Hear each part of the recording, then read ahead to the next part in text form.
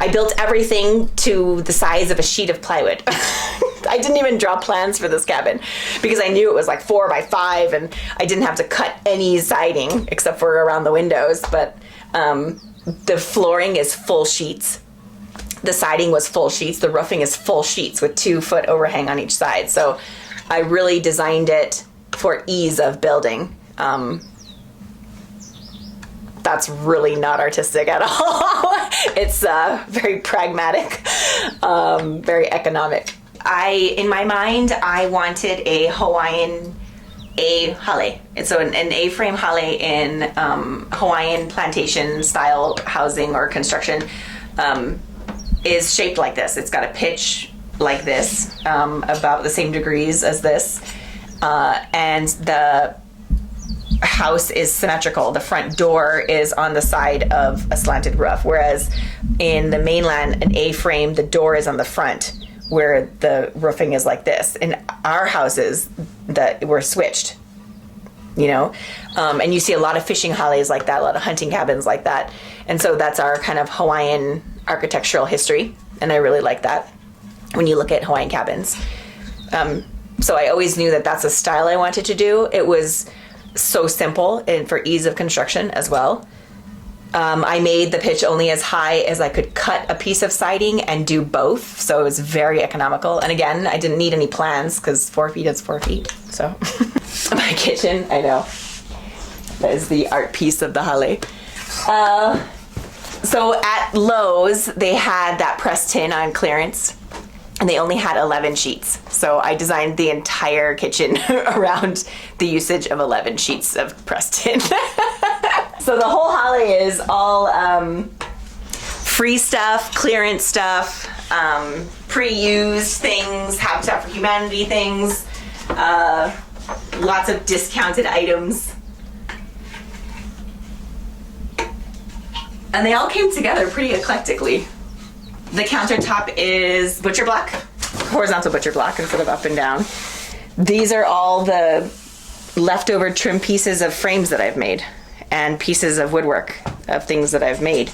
So we have mango here. This is ko. This is lychee, mango, jacaranda.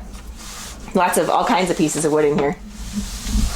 That's cool. Yeah, I trimmed up a bunch of 1x1s and got as far as I could get for a countertop.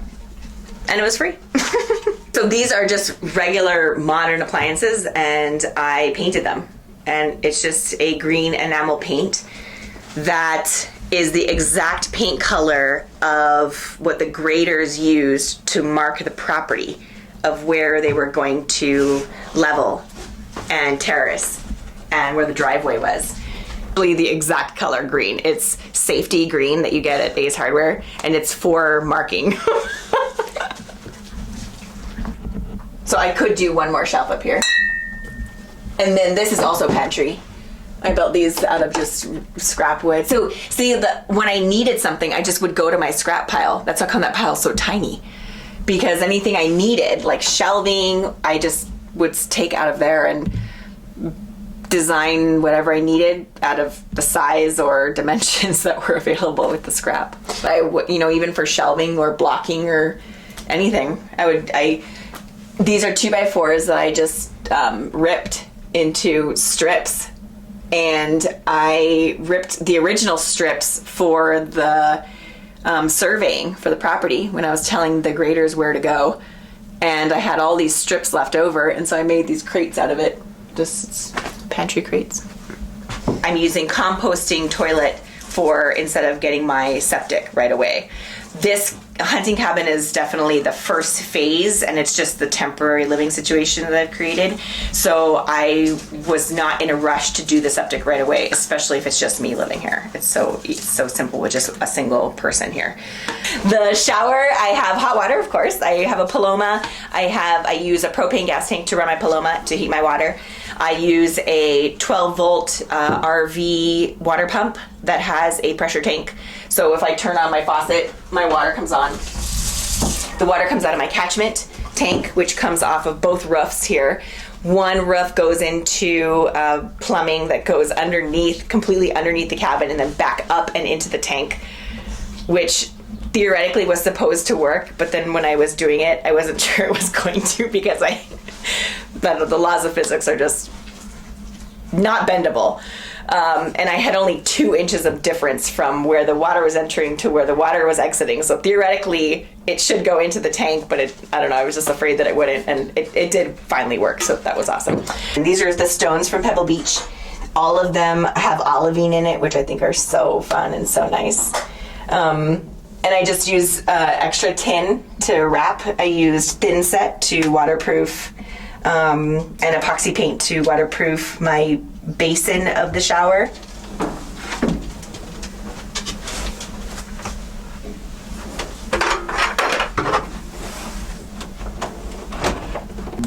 So my plan was that I designed this to look like a real toilet with a tank. And then this is gonna lift up with hinges, and then this is where the sawdust will come from. So you'll scoop out the sawdust for your Brilliant. Yeah, for your toilet. And it's basically the tank. So instead of water tank, it's a dust tank. Which is exactly, But it still has that look. Sort of, not really. What's going on underneath is totally different, but the feeling is the same. Yeah, the aesthetic. I worked even to have the exact height. So, are you saying you don't miss modern plumbing? No need. That is overkill. Modern plumbing is overkill. And that's another thing too is, man, modern living and the luxuries way overkill. If people actually did start calculating their energy consumption, they would be so much more aware of things that are wasteful. We are hugely wasteful, but you don't know that until you start doing your own math. Oh yeah, so this will eventually be a workspace desk with cabinets and drawers and shelving. These are my machines for sewing and embroidery. This is really just a work table. Why do you have so much tape? Because I need every color. Why? Oh, is that your... Yeah, that's a solar generator. That's the solar generator? Mm-hmm. I call it literary insulation. I chose not to insulate or to sheetrock the cabin because this is a temporary living residence while I was building.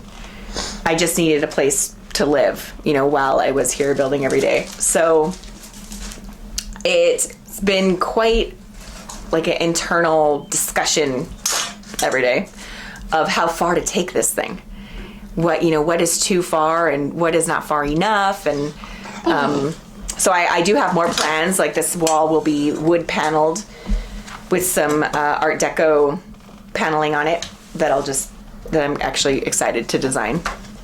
The bookshelves helped a lot because I have a lot of books, and I knew that I needed a wall of bookshelves. So instead of putting another panel and then shelving on top of that, I just used the existing 16 inches off center, which is where you put your breakers. So I would just turn those into shelving and then continued the pattern from there. And it saved on materials, I guess. And I have a bookshelf now.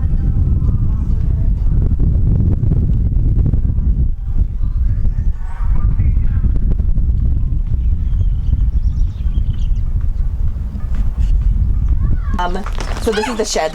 I built the shed in January. It was my first structure as soon as the grading was done, and it allowed me to make all this possible. So I could stash, I could lock everything up, lock up all my tools and my generator. So I wasn't, trekking them back and forth the whole time. So this, I started in January. The hale, or the cabin, I began in February, and I moved in July. The grading paint.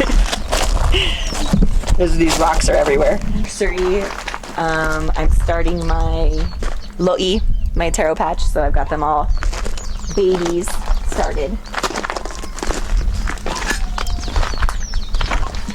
The shed roof is designated catchment water for all my plants. And then the catchment for the cabin goes into that water tank there. and that supplies the kitchen and bathroom.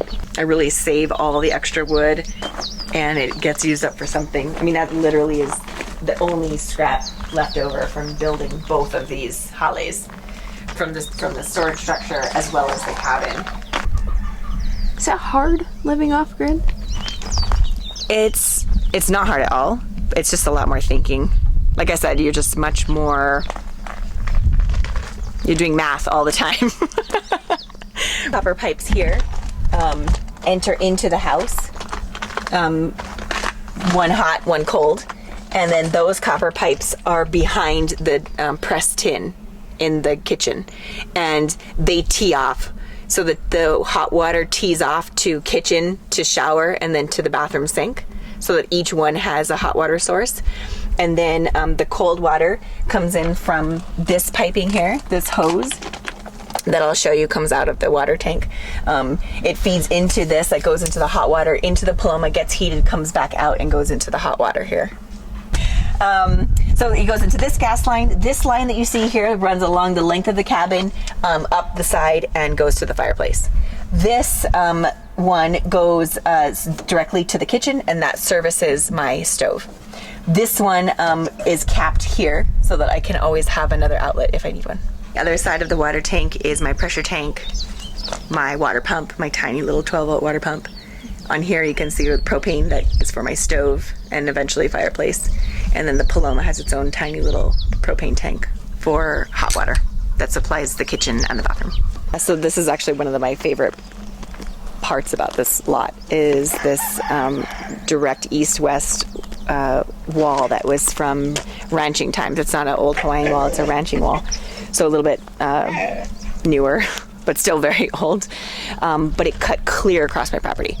And so it starts at the corner of where my property begins, and it comes across here, and it goes completely on that side and cuts across the next properties as well. I love the location. I love being up here, up in the heavens. And I've started calling it Lono Land ever since I bought it, because I'm on Lono Lane, and Lono is a god, so you do feel like you are up in the heavens up here. So, Lono Land.